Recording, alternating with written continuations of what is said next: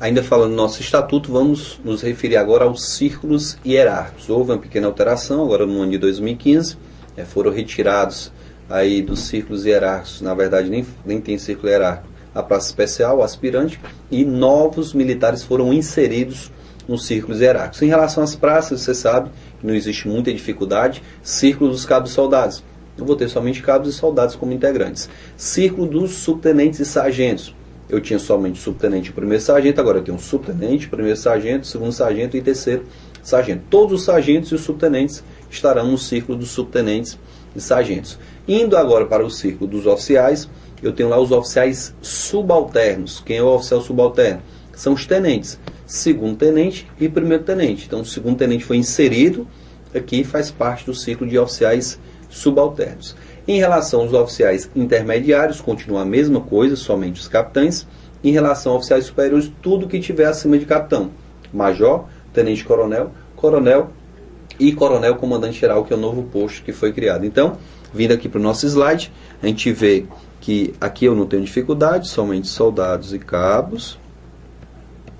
Aqui também eu não vou ter dificuldade, eu vou ter o subtenente, eu vou ter o primeiro sargento, eu vou ter o segundo sargento e também o terceiro sargento. Nos oficiais subalternos, segundo e primeiro tenente. Aqui somente os capitães e todo o restante vai estar aqui. Major, tenente-coronel, coronel e o coronel comandante-geral, que é o mais novo cargo que foi criado na nossa lei. Então, esses são os círculos hierárquicos para você saber onde cada um dos militares vai estar em relação a cumprir uma punição, vou cumprir uma pena de prisão.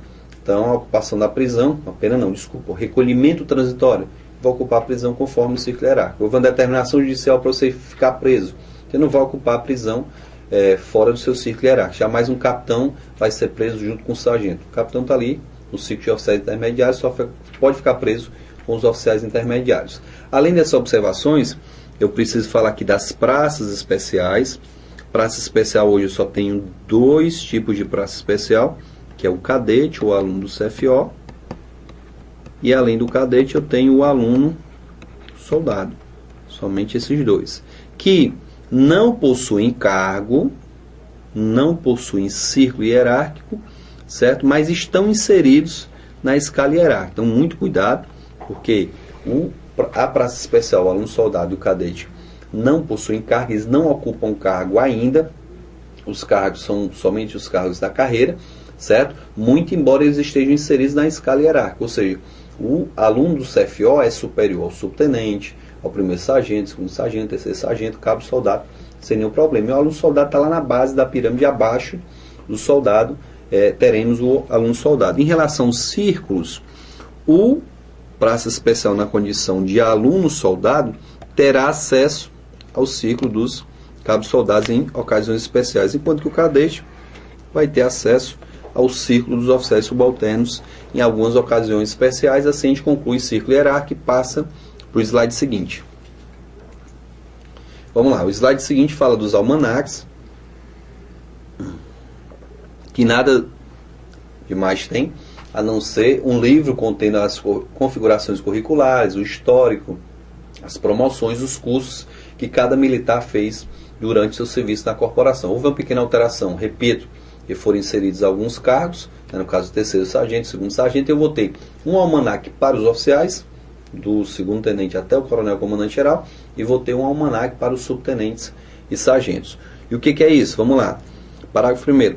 Os almanaques, um para oficiais e outro para subtenentes, primeiro, segundo e terceiro sargentos, conterão configurações curriculares complementadas com fotos do tamanho 3x4, de frente fardado, com farda, de todos os militares em atividade. Somente os militares em atividades vão estar no almanaque. Distribuído por seus quadros, quadro de oficiais de saúde, capelão, complementar, administrativo, combatente, etc.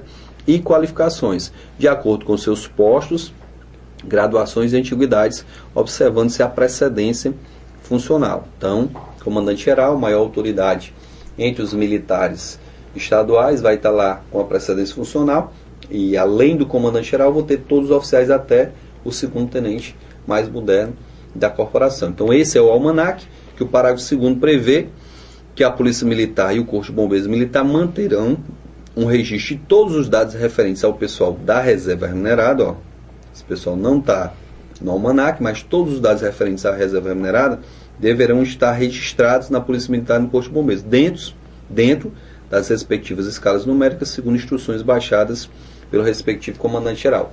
Alguns até me perguntam, professor, mas para que esses dados se o militar já está aposentado, se ele está na reserva remunerada? Digamos que o governador resolve convocar os militares da reserva remunerada. Como é que eu vou ter acesso a esses militares se eu não tenho um cadastro, se eu não tenho os dados desses militares da reserva remunerada? Por que que ele não pede um cadastro militar da reserva não remunerada, do reformado? Muito embora até exista, mas a obrigação legal é esse cadastro por parte da Polícia Militar e do Corpo de Bombeiros e todos os militares que integram a reserva remunerada em virtude da possibilidade de retorno, da possibilidade de convocação. Na sequência, a gente vai falar um pouquinho do cargo, da função e do comando. Aí eu vou ter a distinção do cargo efetivo para o cargo em comissão, e a gente tem que saber diferenciar isso. Cargo efetivo são os postos e graduações, o cargo de primeiro tenente, de terceiro sargento, de capitão, de cabo, de soldado. Esses são os cargos efetivos, que são os postos e graduações. Ninguém toma o seu posto e sua graduação justamente por isso. O nome é cargo efetivo. Você foi efetivado, você passou no concurso público, passou por um estágio probatório, tem a sua estabilidade garantida, né? O artigo 52 fala lá dos direitos e diz que a praça vai ter estabilidade após 3 anos e o oficial na investidura do cargo. Então, por isso mesmo que o nome do cargo é cargo efetivo, o posto e a graduação. Já o cargo comissionado é um cargo de confiança. O governador vai poder nomear e exonerar na hora que ele quiser.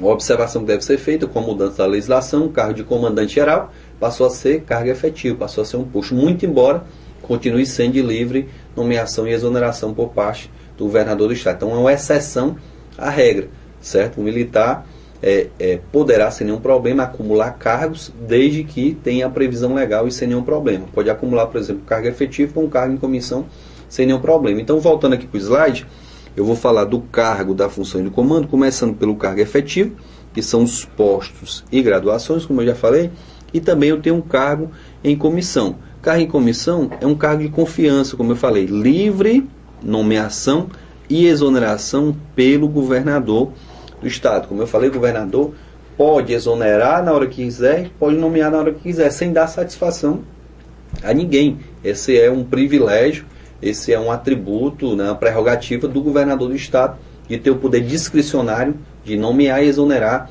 quem ele quiser, desde que preencha os requisitos, dentro da previsão legal.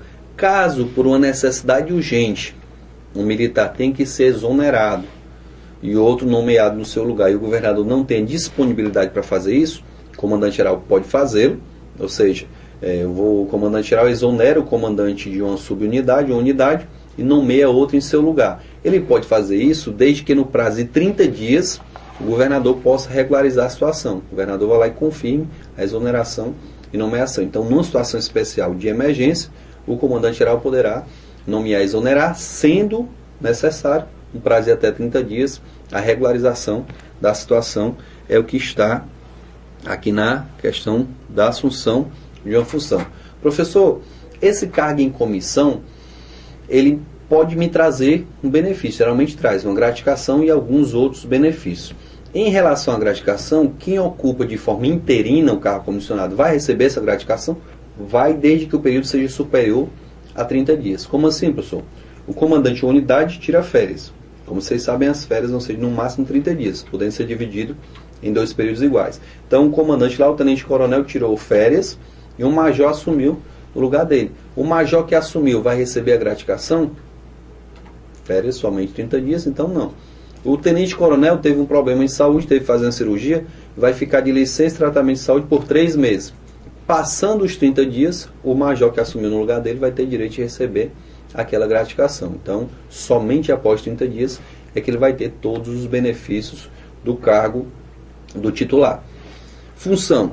A função nada mais é do que o exercício das obrigações inerentes ao cargo militar estadual. Então, todo cargo ele tem sua função, né, que são as atribuições que o militar vai desenvolver conforme o cargo que ele possui, sendo que cada cargo tem suas funções específicas. Um soldado jamais será comandante-geral, porque a lei prevê que o comandante-geral tem que ser coronel, ou comandante de unidade tem que ser tenente-coronel, coronel. Então, a lei estabelece quais são as funções, as atribuições que cada cargo poderá exercer e deve ser respeitado, logicamente. Quando é que um cargo vai ser considerado vago? Essa história do cargo vago, ela gerava antigamente a promoção que tinha como requisito essencial a vaga. Hoje, o requisito vaga só vai ser essencial para a promoção ao posto de coronel, seja qual for o coronel de qualquer quadro, e do major QA. Major QA porque existe uma previsão de vagas máxima que pode ter. O cargo de major QA, na PM são 9 vagas, no bombeiragem são 4, e no cargo de coronel são 24 vagas na PM, se eu não me engano, 8 ou 9 vagas no Corpo de Bombeiros. E como é que essas vagas vão surgir? Vamos lá para o artigo 38. A vaga surge a partir de sua criação e até que um militar estadual dele tome posse. Então, o cargo foi criado a partir da sua criação, e enquanto o militar não tomar posse, ele está lá como vago. O governador aumenta o efetivo da Polícia Militar 17.551 homens. O governador aumenta para 19.000.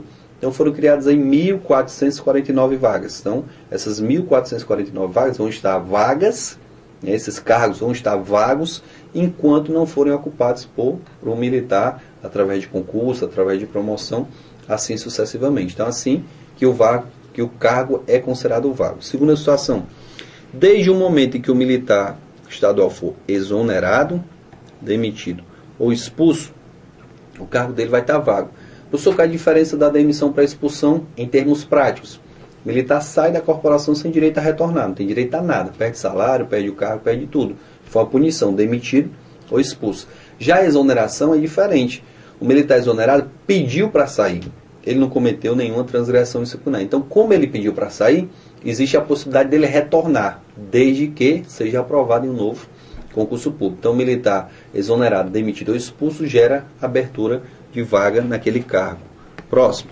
Consideram-se também vagos os cargos militares estaduais cujo ocupante tenha falecido, é lógico, o militar faleceu, o cargo dele se torna vago, sem nenhum problema. Outra situação que gera vacância. Tenha sido considerado extraviados ou desertores. A gente vai estudar extraviado e desertor lá no desligamento de serviço ativo, e a diferença do desertor para o desaparecido é somente o motivo. Desaparecido, o militar que está mais de 8 dias sem aparecer no quartel. Desertor, mais de 8 dias também sem aparecer no quartel. O desaparecido, desapareceu numa viagem, na operação policial militar, operação bombeiro militar, não houve intenção de desaparecer. Então, por isso é chamado só desaparecido. Já o desertor, não. Há indícios que ele tenha sumido por vontade própria. O prazo também, mais de 8 dias, só que há indícios que ele tenha sumido por vontade própria. Pessoalmente está falando desaparecido, não, está falando de extraviado. Extraviado, mais de 30 dias na condição de desaparecido. Então a diferença é essa. Em todas essas situações a gente vai ter vacância de cargos que podem ser preenchidos por outros militares. Próximo slide. Vamos falar um pouquinho das atribuições dos militares estaduais. A gente tem lá os oficiais que são responsáveis pelo planejamento, são responsáveis pela questão da execução no sentido de planejar, porque quem executa realmente é o cabo e os soldados, são essencialmente executores, mas quem vai planejar essa execução, as operações, a administração das unidades, vão ser justamente os oficiais. São preparados para isso, o curso de formação é muito mais longo, teoricamente existe uma preparação maior e é para ser melhor também, pela responsabilidade que o cargo traz para cada um desses militares. Então os oficiais são responsáveis pelo planejamento, são responsáveis pelo comando dos quartéis, das unidades, das subunidades. Essa é a principal atribuição dos oficiais. Como eu falei, cabo e soldado são responsáveis, segundo a lei, meramente pela execução. A função do cabo e soldado seria idêntica, são responsáveis por executar. Eles vão estar lá na ponta, prestando serviço para o cidadão. Na viatura, na guarda do quartel, vão estar prestando o serviço ao cidadão. Então, entre a execução, a ponta e o planejamento, a gente vai ter quem? Vai ter lá os subtenentes, sargentos que vão fazer esse link. Aqui no slide a gente pode ver os oficiais lá responsáveis pelo planejamento, cabo soldado responsável pela execução, e os subtenentes e sargentos vão estar aqui fazendo a ligação dos oficiais com os cabos e soldados e vice-versa. Ou seja, os oficiais planejam e dão as determinações para que a operação seja executada. Quem é que vai passar essas determinações? O subtenente e o sargento. Ele vai não só passar a determinação, mas vai fiscalizar para garantir que os cabos e soldados estão executando a determinação que veio lá de cima. O cabo e o soldado, por sua vez, pode ter alguma dificuldade. Nessa dificuldade, eles vão solicitar o apoio de quem? Dos subtenentes e sargentos, que não vão estar só para fiscalizar, não vão estar só para passar as determinações, mas também para apoiar os cabos e soldados, dando a demonstração pelo exemplo de bom comportamento. Caso o subtenente e sargento não possa resolver o problema, ele vai levar para os oficiais que possam resolver, sanar esse problema. Por fim, a função das praças especiais, que é meramente de preparação. Eu estou falando do aluno, soldado e do cadete, e são obrigados a se prepararem. O preparo técnico profissional é a principal função. Vão estar na academia fazendo curso, aprendendo a atirar, abordar, aprendendo a fazer o salvamento aquático, o salvamento em altura, no caso dos bombeiros. Então, essa é a atribuição principal das praças especiais, o preparo técnico profissional para poder exercer com maestria, com técnica, a função que vai ser conferida após esse curso de formação. Então, as praças especiais, como eu falei, somente duas, aluno, soldado e o cadete, vão ter como função principal o preparo técnico profissional para se formarem profissionais capazes de prestar um bom serviço à sociedade. Por fim, vamos falar um pouquinho a respeito dos crimes militares. É importante que se registre que o militar, ao cometer um crime militar, vai ter um julgamento, na regra geral, um julgamento diferenciado. Na regra geral, o militar que pratica o crime militar, ele vai ser julgado por um Conselho de Justiça, como eu falei já em outras oportunidades. O Conselho de Justiça vai ser composto por quem, professor?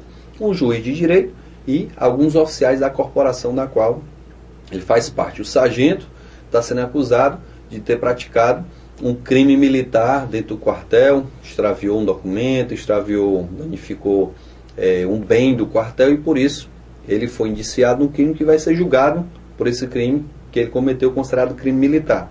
Nesse caso, ele vai ter um julgamento diferenciado e, conforme a circunstância, a gente vai ter algumas exceções. Na regra geral, o militar, ao praticar um crime militar, vai ser julgado pelo Conselho de Justiça, composto por um juiz de direito, que é o presidente do Conselho de Justiça, e mais alguns oficiais que vão fazer parte daquele grupo que vai julgar aquele militar que está sendo acusado por uma determinada infração penal, não a infração administrativa. A transgressão disciplinar é outra situação. Então, os crimes militares devem ser julgados pela Justiça Militar. Como é que funciona essa Justiça Militar? Todo Estado, e o Distrito Federal, tem sua Justiça Militar, os julgamentos em primeira instância. Nos estados que tem mais de 20 mil militares estaduais integrantes, aí a gente já vai ter um julgamento em primeira instância e em segunda instância pela Justiça Militar. Em segunda instância vai ser criado o Tribunal de Justiça Militar Estadual. Pouquíssimos estados têm isso. Acho que São Paulo tem, Minas Gerais, se eu não me engano, tem também.